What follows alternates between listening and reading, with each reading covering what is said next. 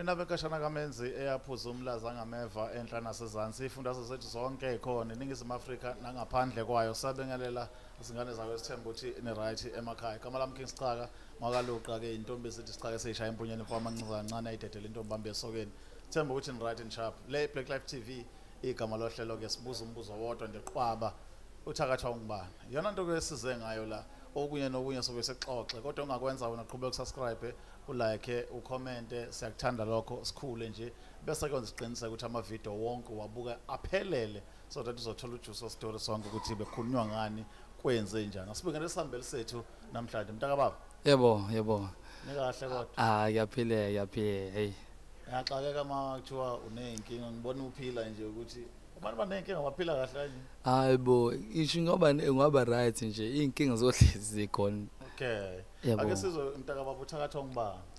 Engithatha umakhelwane umakhelwane akayibekile phansi hey. kahle Noma kuthiwa ngiyazama ngenze njani lutho ula umakhelwane. Even ke noma ngilapha ekhaya ngiye emasontweni bengiye emasontweni ngitshelwa ngento eyodwa nje kuthiwa kumele ulungise nje umakhelwane wakho ngisuke ngingazi kusuke kushiwe ba umakhelwane kodwa ezinye izinto nje babuye bengitshela ngoba ngiyahamba amasonto still basho into eyodwa kuthiwa into eyinkinga la uhleli khona umakhelwane khuluma ngayo umakhelwane. okay but ngivela uyenza le ndaba iphelele sithathe usibeke ukuthi kwenzakala empilweni yakho yini le yenze waze wamninge emasontweni uthe mangabe sebekutshela ukuthi thatha umakhelwane wathi mawuqhathanisa wabona ukuthi ngempela ikhona lento bekade kwenze njani ayi ngiye emasontweni vele ngumuntu okhonzayo vele mina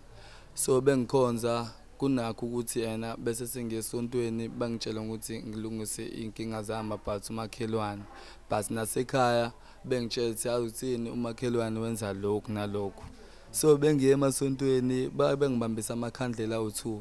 bengibuza ukuthi yena yini into engifisayo ukuyenza mina so bengikhuluma umakhelwane vele ke because isonto siseceleni wasekhaya umakhelwane uvela ngokuthi yena akaye emasontweni so vele lapho yena endaweni engihlala khona bayasho ukuthi vele umakhelwane uyasakatha sonke so bekunjalo ke unakho ukuvela vele elontuzeni emzini yabantu kwatholakala ukuthi wena uvele lapha enqunu eyobochitha iskiga amakhelwane so nje kunakho ukwenzeka nakumina because wathi efika uma lapha ebusuku uvamise ukufika ngolontuza ngo1 ekseni so manje ke befike ambone ukuthi umakhelwane uyena lo evuvuzela ulontuza la ngathi lento lengathi ucarry powder eduze omnyango so manje ngabona ukuthi kahle vele umakhelwane sesiyamazi sonke so ngaye nasemasolweni bengithandazele bengibeka izandla ekhanda kagcina sekushiwo lapha uthini umakhelwane kumele ulungise nayo inkinga ukangidlule nje so noma sengimazi ukuthi uyena lo oyenzayo lento le asibingelelani so mina nginakho umbingelele ngathi ethule vele so kasho ukuthi vele kumana ke sokwambona nasekuseni so izona zonke lezi ezingilekele la ukuthi umakhelane uyena lo othakazayo mana ke bhuti wena ngokwakho side ukuthi esonto nekuthiwani kwasha wacima yini noyibonayo engahambi kahle empilweni yakhe yenza ukuthi ubone ukuthi ngempela la ngiyathakatha ngiyakhungula yebo ayi mina ngumuntu olaki okazama amatoho sengaqeda ngo2021 esikoleni bengiqeda esikoleni ngihamba ngifaka ama CV okwangitshela vele phambilini wathi mina ngeke ngiye ndawo ngithatha umuntu so ngisengilindele ukuthini umakhelwane vele akafisi nje ukuthi emndenini wethu kube khona yaphambili so lokho ukhombisa ukuthini noma sengifika necross lapho unakho ucasuka cause ukahlala eminyango so lokho behlala eminyango lokho usuyabheka zonke izinto ezingenayo lapha ekhaya so manje until manje ke ngoba sengasasebenzi and lokho yakuyamjabulisa lokho but still ngisazama cause vele kuwe kushiya ukuthi vele umuntu okuthakathayo ngeze endawo but ke thina sike siqhubekele ukuthini kumele siye la sifuna ukuya khona angithi bhuti njengomuntu nje mina sengideminyaka ngikuyona ngiyazi ukuthi abantu banento ukuthi mangithenge iteki ayo sibani manizoba nomona mangithenge imoto sibani thothi lo muntu akanawo umona imizindlo yakho nje onayo ekhanda manje wena ukwazi kanjani ukuhlukanisa imizindlo yakho nokuthi ke lokhu okuthakatha yini khona into ebona ebusuku khona izinto engahambi kahle empilweni yakho kwenzakala Oh hayo okwenze empilweni yami kusekutheni ukamemeze igama lengane yasekhaya so mina ayivele ngimdala ekhaya Sure. ukakumemeza ngiye ngizwe nje kuthiwa usibanibani so lona usuyabiza igama lomuntu wasekhaya so lokho khombisa ukuthini kunakho mina ngiyashesha uqhwashwa noma umuntu engaphosa itshe encane nje phezulu ngomuntu ovukwayo because lapha kashiwo nje ekhaya kuthiwa noma kuthiwa kwenzakalani wena nje umfana wala ekhaya kumele nje kube khona ukusabela kuba wena ophumayo so kadingeka lokhu sekutheni mina ngoba ngenza lokho kumele kube ngibe lo muntu lo omele inhloko yasendlini so that's why kube kanjalo babami Uyasebenza ngikade ngisebenza ngiyi-security uyafunda yebo ngisafunda kwamanje okay yebo so ngifuna ukuthola la endabeni ukuthi njengoba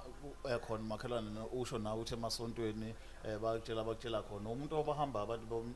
abalapha ngesintu yebo ngiyabahamba benza njani bona bathini mangabe bebhekana lesimo khona abakunika khona ukuthi mhlawumbe nivikele loba niyasho phela ukuthi niyambona nasebusuku uyezwa futhi ememeza lapha phandle izinto zakhe yebo lukhona usizo sekwalithola kwathiwa yenzani waba khona yini umehluko akukhona usizo esengakuyena wafika ngitshela ukuthi awangineza imithi wathi lona uzofika ungichelele ngawo endlini yonke ngibhuzisa ingane zasekhaya so bengithi ngiyabheka manje ngathi usamile angazi noma sekukhona akuzwayo ukuthi ayabo manje akusahambisani nakuyena because manje usamile okwamanje because khona lezi zinto engizisebenzisayo ukuthi ngichele endlini ngivikele umuzi because ngiyabona ukuthi hayi kukhona la afuna ukubona ukuthi kahle kahle kuzokwenzakalani because la umuntu engimhambayo mina wangitshela kahle ukuthi hayi usazoma nje because lezi zinto engikunika zona nje hayi ziyasebenza because bonke abantu abasho njalo ukuthi izinto ziyasebenza ke siyesikholwe ngokuyibona because okwamanje usamile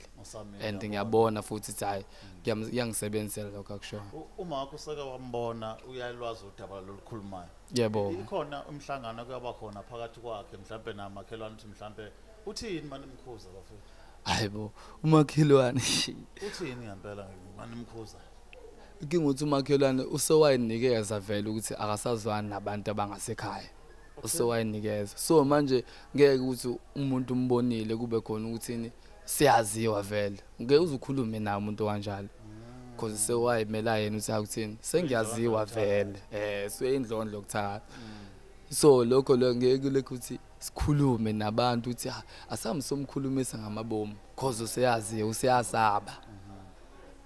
ilokho nje sema uwe nabanye abantu mhlawumbe emphakathini abanenkinga efanayo noma mhlawumbe nje uwe wedwa usabona inkinga sinenkinga efanayo lapha isekutheni inkinga zethu sekutheni mina from ukuthi ngifike ngisebenze ngende ngiyibona ukuthi kahle kahle ngathi nathi sonke lento lokho thina esizamayo ingane yakhe yayeka nesikole so manje seyitshele manje ukuthi ngeke ngisandawo because ingane yami unengane eyodwa vele so manje benengane eyodwa ingane yakhe ayifuni lutho nje so manje sedebate ekuthini thina besaqala saphezulu kukhona something ozokwenza lapho because vele uyaziwa uyipophodleyana libonakala ukuthi liyabukabukeka zithini intombi